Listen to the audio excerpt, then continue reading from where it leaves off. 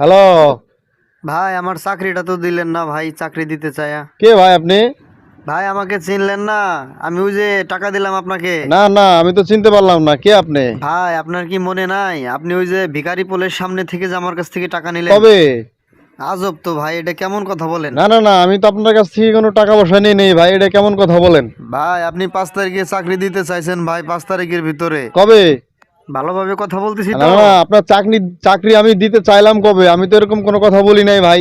তাইলে আমার কাছ থেকে টাকাটা কে নিল ভাই, বুঝলাম না। ফাজলিমি করেন না, ফাজলিমি করার একটা সীমা আছে, আপনি লিমিট নিয়ে কথা বলেন।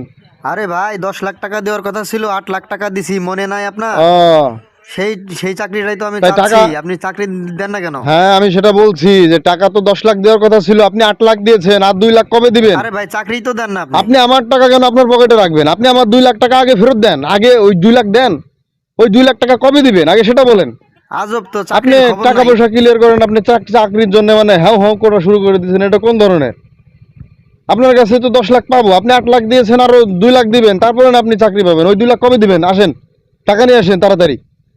টাকা ছাড়া কোনো চাকরি মাকরি নাই, টাকা নিয়ে আসেন তাড়াতাড়ি। ফাজলিমি করেন না কিন্তু। টাকার কথা তো ঠিকই মনে আছে, শুধু টাকা দেন, চাকরির টাকা কথা দেন, মনে নাই। তারপরে চাকরি পাবেন।